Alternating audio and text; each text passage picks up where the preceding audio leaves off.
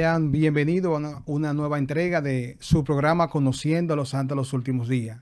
Queremos invitarte a que puedas suscribirte, puedas hacer tus comentarios y puedas darle like a este canal.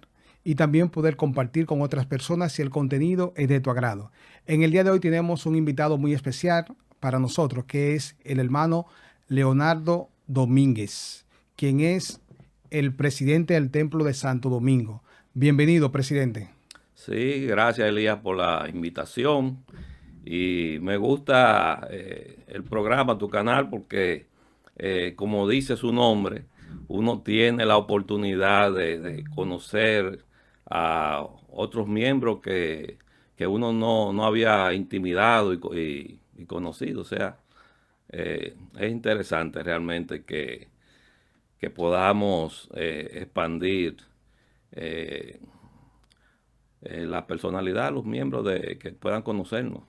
Así es. Presidente, este espacio es con el fin de que, como usted lo dice, que las personas puedan conocer más acerca de Jesucristo, de su iglesia y conocer más a los santos de los últimos días. Y me gustaría iniciar preguntándole qué piensa usted acerca de Jesucristo y qué siente por Jesucristo. Yo tengo un testimonio eh, sobre Jesucristo desde muy joven, porque aún la iglesia se puede decir que es reciente, porque se estableció aquí en el 1978 y como tú entenderás, yo tenía ya, era un jovencito, pero siempre como una familia conservadora, dominicana, tradicional, siempre vi a mis padres orar en las noches y eso de una u otra manera me conectó con Jesucristo y aunque no asistíamos a la iglesia católica, que generalmente todos los dominicanos nos echan agua, ¿verdad? Desde que nacemos, pero sí sentía siempre algo especial por él. Y mi testimonio se puede decir que ha ido desarrollándose como así se desarrollan los seres vivos, los árboles, las personas. Y a partir de mi nueva asignación, como todos los miembros recibimos asignaciones sin estarla buscando ni haciendo campaña por ella, yo fui llamado como presidente del templo, como tú dijiste, y a partir de ese llamamiento consagré mi vida, mi tiempo absoluto a conocer más acerca de Jesucristo y de su evangelio. O sea, tengo un fuerte testimonio de él. Ha cambiado mi vida realmente esta nueva asignación, porque he podido personalizar con, con Jesucristo. Gracias. Gracias por esas palabras. Presidente, ¿dónde nace el presidente Domínguez? Yo nací aquí en Santo Domingo, en un barrio que está muy cerca de aquí donde estamos, que es Villa Juana, en el año 1965, en el mes de noviembre. Un poco después de la guerra. Sí, sí, mi papá, mis padres me contaban de que cuando a mi mamá le dieron los dolores, ¿verdad?, de parto, Ay, padre. que lo agarró uno de esos paramilitares que andaban en la ciudad y le dijeron, desmóntese del carro que vamos a fusilar a estos comunistas. Eso era una, como le decíamos nosotros antes, era una carrera, era un carro de concho que habían ido a buscar, que era muy escaso en ese momento. Y me contaba mi papá que se salvaron porque en ese momento llegó una patrulla. Y entonces le salvó la vida a la familia, vamos a decir, porque después de mí siguieron llegando también. Wow. En plena guerra. En plena revolución, sí. Qué bueno. ¿Y en qué año usted nace en el 65? ¿Y en qué año conoce la iglesia? Bueno, yo duré mis primeros 12 años ahí en Villajuana, ¿verdad? Y mi papá compró una casa, una mejora y la terminó en el Millón en el 1978, en el mismo año que la iglesia llegó aquí. Y conocimos la iglesia 4 años después, o sea, dos misioneros andando en bicicleta. En ese tiempo los misioneros andaban en bicicleta. Tocaron a la puerta de mi casa, mi mamá los recibió y ahí comenzó. Eso fue en el mes de agosto, más o menos, del año 1982. Un hombre joven usted. Tenía 15 años, sí. Y para un joven que lo que está pensando es jugar pelota, en ese momento correr rueda, Eso era lo que hacíamos. sí, jugar bolita, Sí, eso era lo que eh, hacíamos. ¿cómo, cómo se motiva ese joven ir a la iglesia a escuchar hablar de la Biblia, del libro Mormón, de Dios? Cuando ellos llegaron, la que los recibió a los misioneros fue mi mamá. O sea, mi mamá fue que fue, le permitió entrar a nuestro hogar, enseñarnos el Evangelio. Y ahí nos fuimos a través del Espíritu Santo, nos fue interesando esta nueva doctrina, que yo podía decir que desde muy jovencito, a veces a mí me daban, no se ponía como a pensar acerca de la vida, el porqué y las cosas. Y había muchas preguntas que hasta ese momento el conocimiento que teníamos de la religión no me daban respuesta. Y con los misioneros, sobre todo, lo que es el plan de salvación, de felicidad, de dónde venimos, qué hacemos aquí, hacia dónde vamos, todas esas preguntas que fueron respondiéndonos los misioneros y enseñándonos acerca de ese evangelio que no conocíamos, fue despertando en nosotros el interés por la iglesia. Cuando usted llega a la iglesia, ¿algún amigo, había un jovencito en ese momento o solamente habían personas adultas? Fíjate, para nosotros particularmente fue un cambio brusco, porque Brusco. tú sabes que las relaciones que uno tiene, las familiares, los amigos, los vecinos y eso, eh, en ese tiempo decían que no, que son de la CIA, y trataban a uno un poquito como con cierta cautela, y al mismo tiempo también las costumbres variaron, la palabra de sabiduría, guardar el día de reposo, y todas esas cosas fueron, en la medida en que uno las fue viviendo, fueron alejando a esas amistades, a esos familiares que acostumbraban a visitarnos, a tomar alcohol de manera social, a hacer una comelona en ciertos momentos, y nos dejaron solos. O sea, sentimos como que habíamos empezado una nueva vida. Y al mismo tiempo conocimos otras personas que nos fueron acogiendo, nos fueron hermanando y eran como si fuera nuestra familia. O sea, fue algo como brusco ese cambio de vida. Es decir, que la iglesia se convirtió en un estilo de vida para ustedes. Totalmente, sí.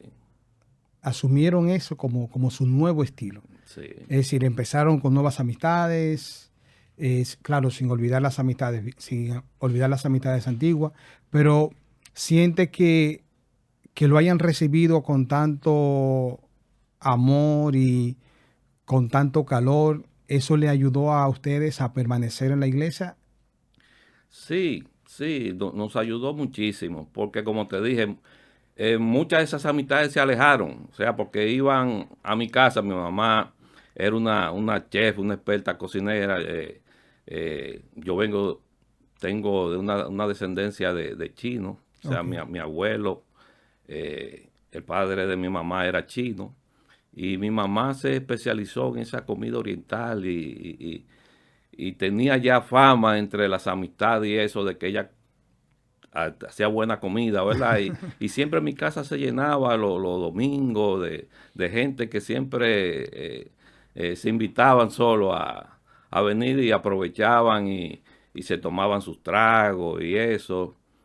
Y ese tipo como te digo, causó como una soledad en nuestra familia porque esa gente se alejaron, se fueron alejando. O sea, venía al saber que nosotros ya estábamos viviendo un estilo de vida de no alcohol, no café, de una manera diferente. En ese tiempo era fuerte.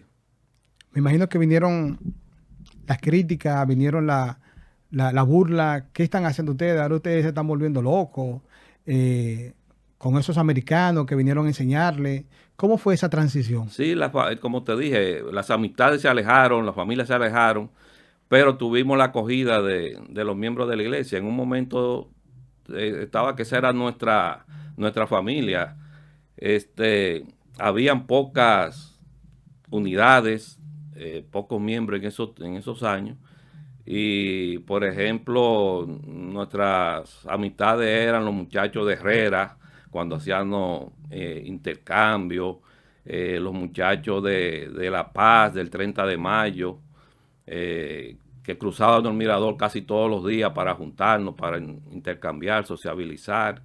Y nuestra vida se circunscribió básicamente a los hermanos de la iglesia.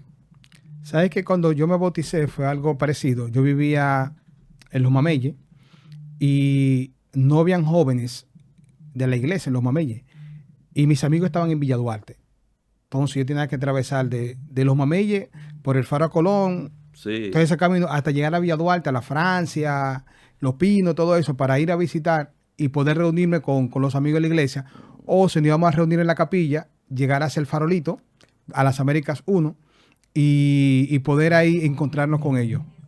y hoy tú ves esa distancia, eh, hoy tú ves esa distancia como muy larga, que yo tengo dos celulares, perdón. Ah, muy bien. Entonces llegar a las Américas 1, muchas veces tenía que hacerlo a pie, porque en ese momento los recursos no eran, Lo no más que era, alcanzaba era una bicicleta, si no era que acaso. abundaban, y entonces a mi mamá no le gusta que andar en bicicleta en una calle principal. Y entonces le digo eso porque ahí fue cuando ya también uno se aleja a veces, que no es que uno quiere alejarse de los amigos anteriores, es que no hacemos lo mismo. Sí, Entonces quizá ellos se sienten mal, quizá los amigos de ustedes ya en la casa de ustedes no estaba el traguito, que los domingos no iban de paracaídas porque ya iban a la iglesia. Entonces por eso a la mitad empiezan a... sí, que ahora tú ves esa distancia como wow, o sea, donde yo vivía al 30 de mayo, o sea, atravesábamos el mirador a las 9 de la noche, a veces es oscuro, y eso o sea, para nosotros era como ir a par de cuadras, o sea, Sí, no lo ves, ahora tú lo ves, tú lo piensas dos veces, tú dices, wow, coger para allá a a pie, pie. pero lo hacíamos felices. Presidente, de todas sus responsabilidades fuera de ser presidente del templo, que imagino que ha sido una responsabilidad, wow, una bendición. ¿Cuál usted dice que le ha dado más oportunidad de servir a su prójimo como un servidor de Jesucristo? Yo diría que el de maestro. Yo siempre me ha gustado enseñar a los jóvenes. Fui maestro de seminario, aprendí le agradezco a mis líderes por haberme enseñado muchas cosas del Evangelio, de la vida, por su ejemplo. El presidente Félix Equí Martínez, por ejemplo, en un momento yo era como su, su compañero cuando él salía a visitar por todo el país en su trabajo como líder del sistema educativo de la iglesia. me pedía a mí que lo acompañara, yo lo acompañaba a él cuando él iba a dar una clase a diferentes estacas y aprendí mucho con él. Yo aprendí mucho con mis líderes. Tuve la bendición de tener al obispo Peña Castillo. Nosotros le decíamos el obispo de los obispos. Fue, creo que fue el primer obispo ordenado cuando se organizó la primera estaca. Y aprendí de él el amor al prójimo. Él era un obispo que todos los días salía a visitar a sus miembros, a sus ovejas, todos los días. Y nos tomaba, a veces salía conmigo, a los jóvenes, a veces con otros presbíteros. Y aprendí de todos esos líderes, el hermano David Olivero, el hermano Tavares, César Ricardo Tavares, que eran como nuestros padres, porque velaban por nuestra familia y eso.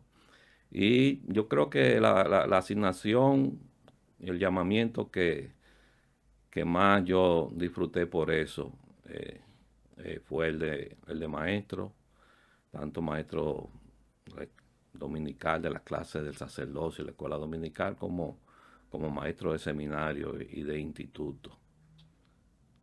¿Hubieron muchos desafíos como maestro de seminario? Sí, sí. ¿Cuál era el horario que le impartía? ¿6 de la mañana? 6 de la mañana. O sea, no, en aquellos tiempos, cuando estaba comenzando, no había esa flexibilidad de que virtual, de que en la tarde, en la noche, siempre era a las 6 de la mañana. Y pasé mucha dificultad. A veces tenía yo que ir a buscar a mis jóvenes a pie a esa hora, a las 5 y pico de la mañana, porque los padres no lo dejaban salir solo, ¿verdad? Y yo no tenía un carro tampoco para irlo a buscar, yo tenía que salir más temprano a recoger a esos jóvenes y eso era un desafío realmente. Yo tomé seminario, como le decía, en Villa Duarte. Yo tenía que ir a las 6 de la mañana, tomar clases. Y de verdad, yo valoro bastante los que han sido maestros, porque es una gran experiencia. De verdad que sí. Usted estaba diciendo que aprendió bastante de algunos líderes. Habló de un obispo que era como un padre. Sí. Nuestra primera entrevista que tuvimos, se la tuvimos a Roberto Flete. Y él dijo esa misma palabra más o menos de usted. Usted fue su obispo.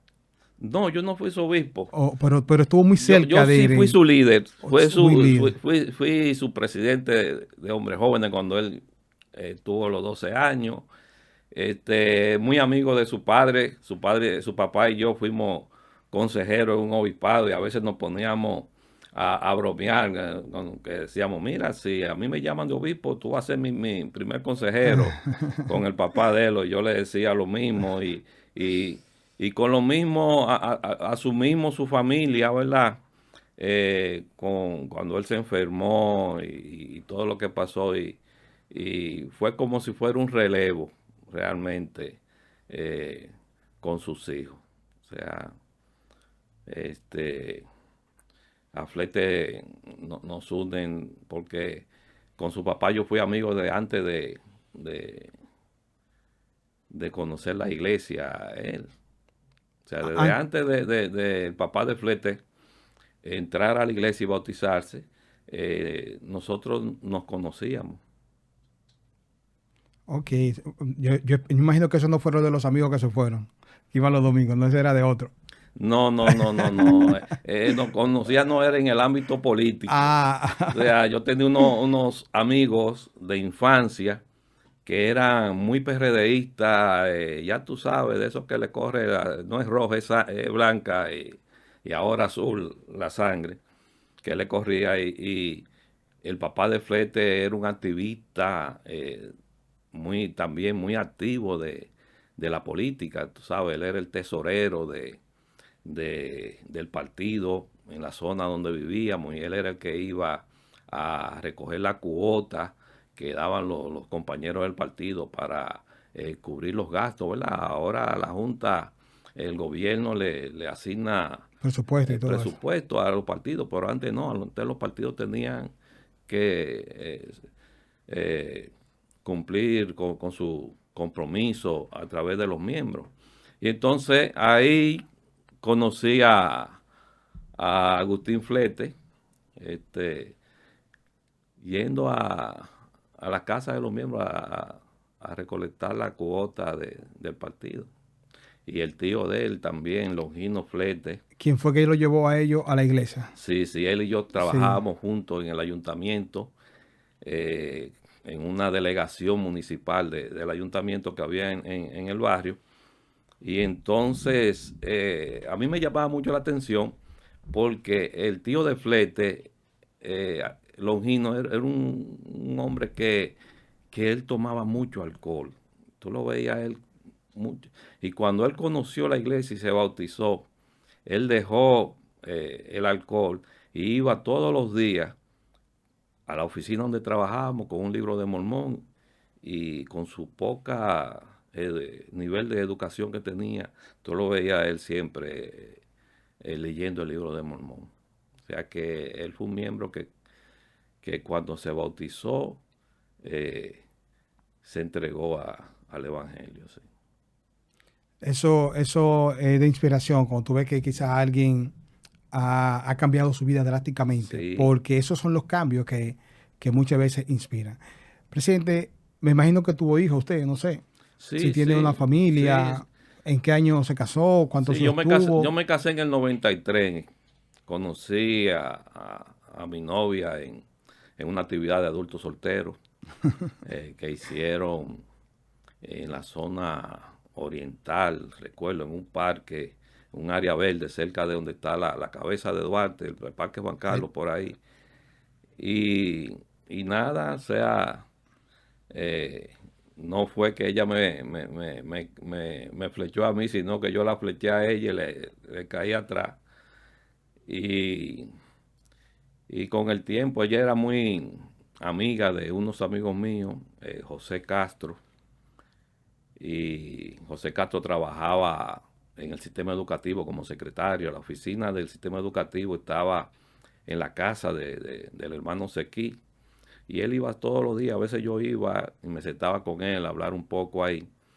Y comenzamos a hablar de sus jóvenes, porque él era el líder y el maestro de ese grupo de jóvenes. Y por ahí la conocí. Por ahí se empezó a Sí, flechar. le pedí el teléfono para un amigo que me pidió que le consiguiera el teléfono de ella. Ese amigo, yo fui y le dije, mira, José, hay un amigo que está interesado en esta joven. Él quiere ver si tú le puedes conseguir su número de teléfono. Me lo consiguió, yo me quedé con una copia del número y él la llamaba por su lado Y usted la llama y por yo otro la lado. llamaba y ella decía, ven acá, ¿y qué es lo que está pasando? Porque me dijeron que era uno, pero son dos los que me están llamando. Y, y por ahí nos casamos en el año 1993 en el fuimos al templo de Guatemala. Ahí fue una experiencia también inolvidable. Y tuvimos cuatro niños. Templo de Guatemala. Los miembros hacen mucho sacrificio para ir a Guatemala. Sí, Escuché de miembros que vendieron su casa sus y su vehículos. vehículo Sí. para ir a cumplir con el Señor, ir a sellarse, casarse por este tiempo y por la eternidad. ¿Qué experiencia puede contarnos de ese primer viaje al templo de Guatemala? Como te dije, inolvidable.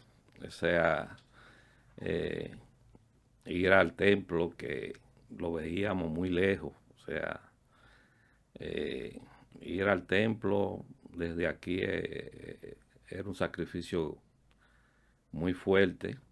Como tú sabes, las conexiones aéreas con los Estados Unidos, los pasajes eran lo más asequibles, pero tú salir de ahí, ir a México, a Perú, a Guatemala, eso era todo el dinero del mundo Sí. que había que buscar y guardo muy gratos recuerdos y un testimonio de cómo eh, nos impactó. Solamente, o sea, ver el templo cuando estábamos llegando fue un impacto tremendo. Muchas personas tuvieron la oportunidad y el privilegio de sellarse fuera. Presidente, ¿usted tuvo la oportunidad de servir una misión? No, no, a pesar de que yo estaba muy joven cuando conocí la iglesia y me bauticé, yo tenía algo que yo hacía mucho intercambio con los misioneros. O sea, Ok. yo salía en bicicleta, me iban a buscar y siempre salíamos a hacer intercambio y disfrutaba eso con ellos. Tenía un hermano que siempre me alentaba a salir en una misión. Inclusive me dijo, mira, tú puedes hacerlo eh, como si fuera mini misionero. Él, no sé si en ese tiempo lo permitían, él hizo su misión de esa manera. O sea, él hacía 6 meses ahora, regresaba y dentro de un año volvía, hacía 8 meses y así él hizo su misión. No sé, parece que en aquel tiempo lo permitían, o no sé cómo se llamaba, pero yo hacía intercambio con ellos, él me alentaba, mira, tú te veas hacer una misión y eso. Pero entonces en ese tiempo mi papá eh, este, había sufrido un ACV que lo dejó postrado. En mi casa no había muchos ingresos económicos, él era el sostén de la familia. Luego mis hermanos comenzaron a tener trabajito y a ayudar. Pero yo siempre tenía como ese temor. Yo digo, si yo me voy a una misión, yo siento de que no voy a encontrar a mi papá cuando regrese y al mismo tiempo yo le servía de ayuda a mi mamá para poderlo cuidar, o sea, de levantarlo, bañarlo, asistirlo, porque él no podía valerse por sí mismo. Y eso, eh, en cierta forma, me, me impidió decidirme si hacer la misión. ¿Algunos de sus hijos sirvieron la misión? Sí, los dos. Uno la hizo en el sur de Chile, en Osorno, el lado más sur del hemisferio, ¿verdad? Del continente. Y él tuvo la grata experiencia de que cuando llegó su presidente de misión era el hermano Rapley, que fue presidente del Del templo templo aquí. y fue de los que sembró la semilla del evangelio aquí en la isla, vamos a decir. Y tuvo una misión muy grata. Y con el otro hijo mío, él, en un momento yo me asusté porque él era medio bromista y eso. Y cuando él salió a la misión, él era en los tiempos de la chikungunya Ay, no me y recuerdo se eso. fue con ese malestar a la misión y allá en el CCM en Sao Paulo, en Brasil, me dijo, papi, yo creo que yo me voy a devolver. Yo le dije, mire, aquí usted no tiene casa. Aquí no Yo le vuelva. dije a usted que hasta 2 años usted no viene. Él sirvió en Cabo Verde, unas islas que están en la costa de África. Y el primer día que llegó en un intercambio ahí, ¿verdad? Cuando lo reciben los misioneros, nuevecitos, lo atracaron y le llevaron todas sus Su pertenencia. pertenencias que llevaban, ¿verdad? En su mochila, pero también los dos hicieron una misión honorable, disfrutaron su misión. Eh, Son dos profesionales exitosos los dos, tienen su familia, sus hijos. Y esa es una de las grandes bendiciones que yo creo que el Señor me ha dado dentro de tantas bendiciones que yo tengo. Es que a través del Evangelio, de la formación y los valores que la iglesia nos enseña, yo pude edificar una familia y tengo, como te dije, hijos fieles, eh, buenos profesionales, buenos esposos, buenos padres. Y yo sé que eso se lo debo a la iglesia. aunque mi papá no tuvo la oportunidad, ¿verdad?, de conocer a la iglesia en su juventud y criar su familia en el Evangelio, pero por lo menos nos dio buena costumbre y buena formación y valores, y sobre todo la honestidad y la fidelidad a Dios. Yo creo que tú fui más dichoso en ese sentido. Sí, tener la oportunidad de poder enviar a sus dos hijos a la misión, eso es una gran misión también. Sí, Eso es algo que esas almas que sus hijos ayudaron, son almas que usted ayudó también, porque usted fue parte de eso. bueno, tuvimos una reunión con el Elder Holland el sábado pasado y él contó una historia familiar. Él dice que en el 1950 él tenía 10 años y que su papá estaba inactivo en la iglesia, y dice él que de repente frente a su casa se paró un carruaje y salieron 3 hombres. Eran el obispo, el presidente del quórum de Elder y el presidente de la escuela dominical. Y él dice que se acercaron, tocaron a la puerta. Él dice que él estaba un poco asustado porque su papá era un irlandés como fuerte, de carácter fuerte, y que él estaba observando desde una esquina a ver qué iba a pasar. Y cuando el obispo tocó la puerta, él le dijo: ¿qué ustedes quieren? Y el obispo le dijo: bueno, el Señor nos ha mandado aquí a su casa, que lo necesitamos. Y él dice: pero ¿cómo que me necesitan? Yo soy un hombre que yo fumo mucho, y le enseñó de que una cajetilla de cigarrillos. Y aquí tomamos café, aquí toma licor y todo. O sea, yo no soy una persona digna para ir a servir al Señor en su iglesia. Y entonces él decía que el obispo le dijo: eso es su problema. Ese no es el problema del Señor. Los problemas, eso, que usted fume, que usted viole la palabra de sabiduría, ese es el problema suyo, pero el Señor lo necesita. Y entonces dice que él pensó y le dijo: ¿qué es lo que ustedes quieren? No, para ser maestro de la clase de niños de 10 años. Dice que Holland tenía 10 años y vio en esos niños, vio que también él tenía un hijo de 10 años, y él dijo: bueno, está bien. Cuando comenzamos, él pensaba que le iban a decir para que él se preparara, ¿verdad?, y abandonar esas cosas. Le dijo: no, este domingo, el próximo domingo. Y dice que inmediatamente ellos se fueron. El papá tiró en un fuego los cigarrillos y limpió su casa de todas esas cosas. Y dice él que gracias a ese obispo, en su familia hay un apóstol. De una familia que estaba perdida, ¿verdad? Prácticamente. Olvidada. Dice que gracias a eso, más de 30 de su generación, como tú dices, sirvieron en la misión. Más las próximas Sí, han generaciones. salido obispos y presidentes de estaca y líderes. Y todo el liderazgo que él ha desarrollado. O sea que uno no sabe cómo impacta, ¿verdad?, la semilla que tú siembras en algún lado, cómo florece y da fruto por generaciones.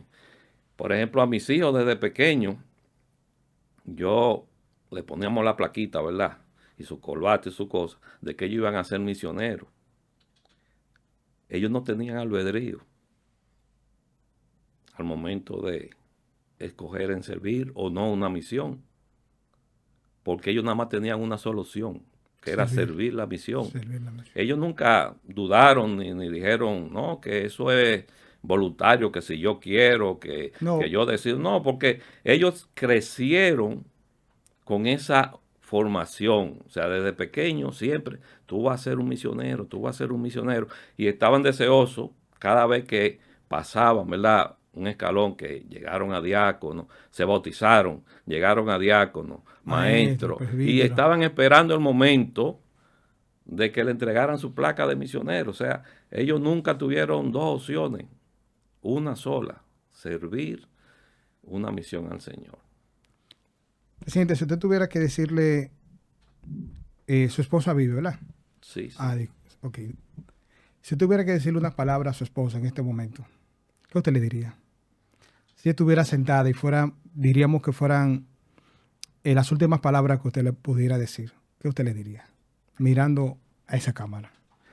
No, agradecerle sobre todo, primero agradecerle por haberme soportado, ¿verdad? Porque yo soy de un carácter un poco fuerte, eh, que como ser humano, a veces, como decía el presidente Nelson, arrojo palabras hirientes y ofensivas.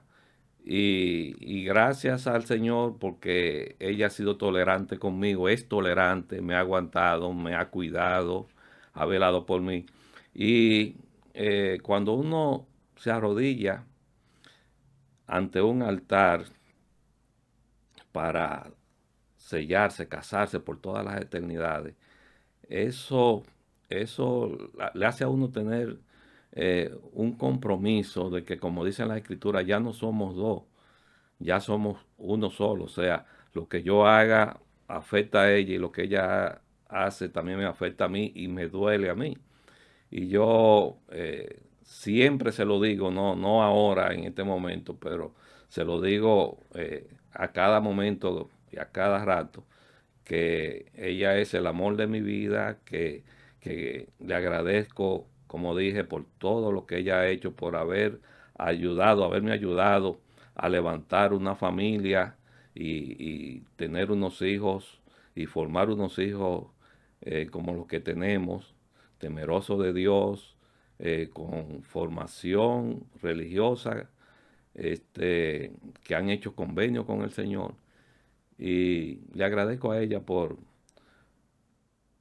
todo lo que me ha dado. Realmente no tengo cómo pagarle. Gracias por esa palabra. Y ya casi estamos terminando. Y antes de terminar, todos vamos a partir de esta vida. Usted dijo que el único llamamiento que dice, uno de los pocos llamamientos que dice cuando vence, es el del templo.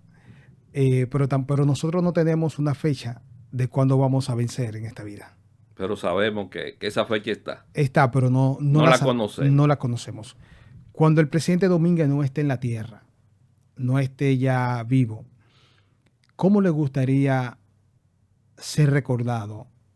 ¿O cuál sería el legado que crees que estaría dejando? Mira, una cosa que no tocamos, primeramente, yo tuve una hija, que es la mayor, que a los 12 años se le diagnosticó un cáncer, un melanoma, era una verruguita que tenía en el cuero cabelludo.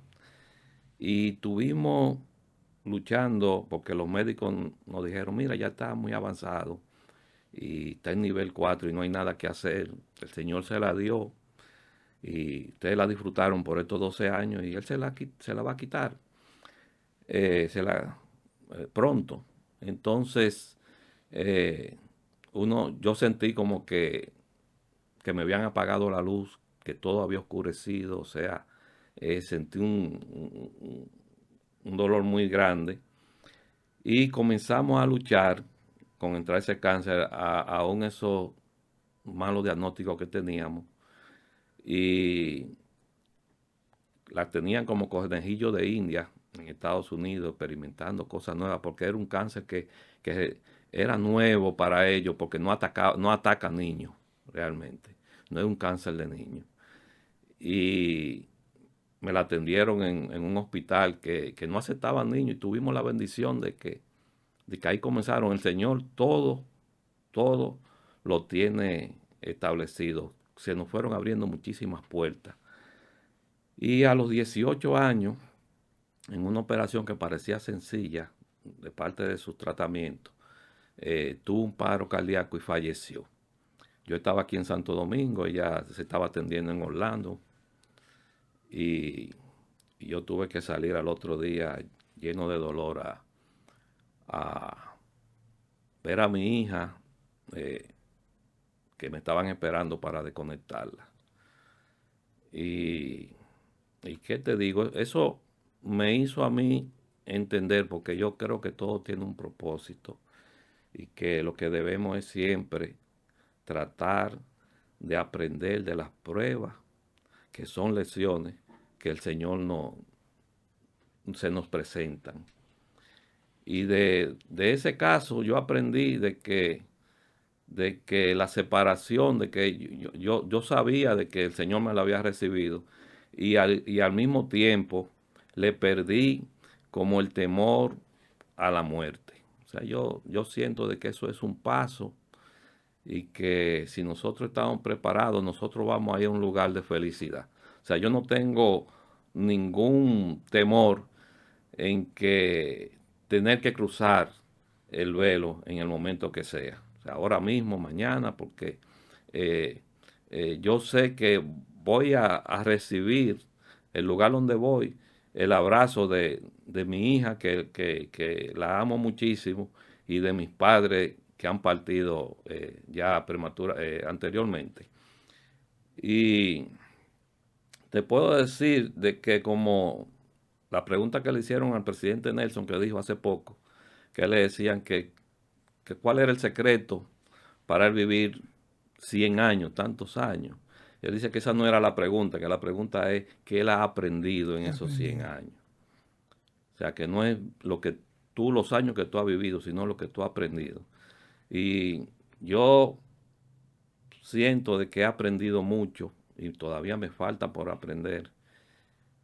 Y cuando me toque partir, eh, el legado que yo voy a dejar, como te dije, como dice el proverbio, que los hijos son un tesoro, ¿verdad? Para los padres, es el ejemplo que yo le he dado a ellos, el amor y, y sobre todo eso, o sea, mi devoción al servicio al Señor, eh, y agradecido de nuestro hermano mayor Jesucristo por la expiación, que es lo máximo que ha ocurrido en el mundo, porque gracias a la expiación tenemos la oportunidad de limpiarnos de los pecados que vivimos cometiendo constantemente.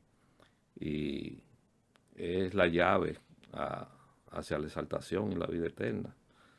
O sea que eso es lo que yo pienso, o sea, acerca de mi paso por la vida y lo que uno deja. O sea, que sea perdurable. Que mis hijos puedan criar a sus hijos de igual manera y por llevar a su familia, que amen a su esposa, a su compañera, que sobre todo que se humillen cuando han actuado mal y, y siempre que conserven ese amor y la promesa que hicieron y el convenio cuando se arrodillaron ante el altar ante sus esposas para hacer esos convenios. Presidente, gracias por esas palabras de aliento, esas palabras de consuelo. Y antes de, me gustaría, bien breve, que comparta ya de forma global su testimonio en cuanto a lo que es el Evangelio restaurado. Eh, Invita a las personas a seguir a Jesucristo como su Salvador.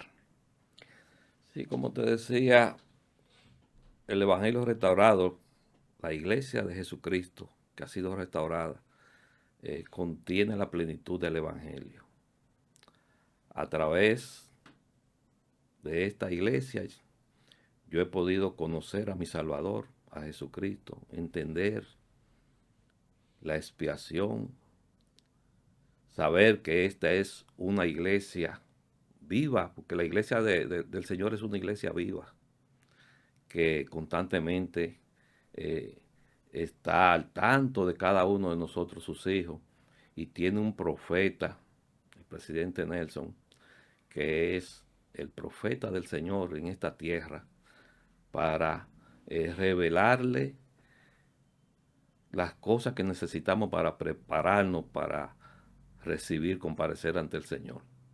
Yo testifico de que Jesucristo vive, que Él es nuestro Salvador y nuestro Redentor, y que el presidente Russell M. Nelson es su profeta actualmente, y que los profetas que lo antecedieron, José Smith, el presidente Hinckley, Monson, Benson y todos los demás profetas que le precedieron, tienen y tenían las mismas llaves y la misma autoridad que los profetas de la antigüedad. Jesucristo se comunicaba con ellos de la misma manera que se comunicaba con los profetas de la antigüedad.